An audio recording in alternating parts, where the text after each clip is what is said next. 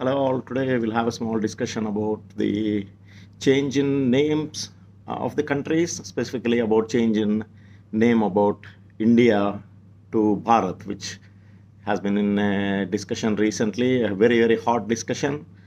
I personally feel, I think the government of India made it a discussion, which was actually not a discussion, but we discussed it a lot, and then we arrived that the government of India is going to bring in a legislation to change the name from India to Bharat. But if you have to go back to the Constitution, Article 1, the very first article very clearly says India as in Bharat. So both of the names have been incorporated, and from what all I can read or find out, or what all I know about history, is that there were very long and acrimonious discussions in the Constituent Assembly as well. A few wanted it to remain as India and no mention about Bharat, but many wanted it as no India and complete Bharat. And finally, I think because there was a lot else to be looked into, written into, so they finally concluded that we'll put both together, India as in Bharat. And then that was left there, and then there was no mention about at some point of time it should go back either to India or to Bharat.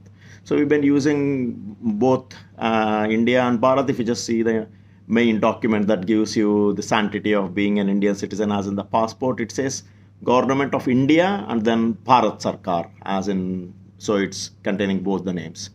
So why the name is important? I think I'll just ask you one question, and if you can answer that yourself, that brings it down the whole story. If instead of your own name, like my name as Nagi Reddy, if I am just given my roll number or some number like a 22 or a 32, and I'm called with that number all my life, does it make any sense? And if I have to just go back, and I'm answering it myself, if I just go back into history, my history, so my father's name was Rajgopal Reddy, and his father's name, as in my grandfather, was Nagi Reddy. And I heard that my great grandfather and his father was again Nagi Reddy, and so it makes me feel proud. For what? I don't know. So that's what the name is all about. So, and let us go back into some recent history in the last 50, 60 years. Most of whatever we say, the South Asian, mainly ruled by the European and the British in these areas. So India became Bharat, Ceylon became Sri Lanka, Burma became Myanmar, I think it was called Sian became Thailand, and Turkey became Turkey. And so these were the names of the countries that were changed. And as you know, many of the cities in India, which were again, these were all the British who couldn't pronounce the things. Puducherry was Pondicherry, Chennai was Madras, Bangalore was Bangalore, Tiruvananthapuram was Trivandrum, Pune was Pune, now Vadodara was Baroda, and a few of them have got a different history, and their names have been changed recently as well.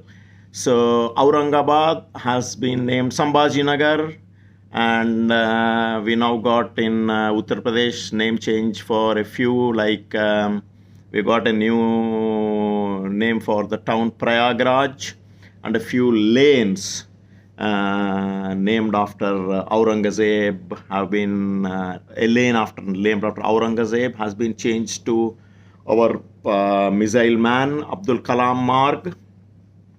And as you know, Rajpath, which denoted the Raj of the British, Path where he goes, has been renamed as Kartavya Path.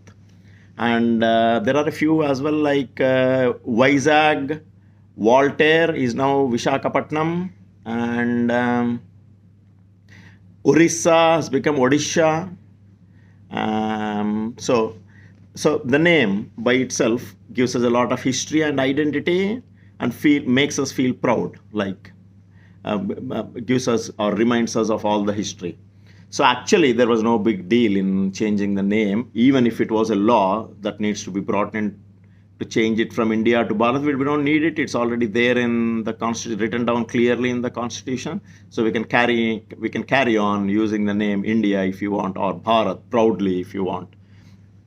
So I think now, after throwing it into public discussion and settling it away there, I think the government of India is carrying on with its normal routine, other things like the women's bill, the new parliament, the one nation, one theory, and I think we are getting ready for the next general election.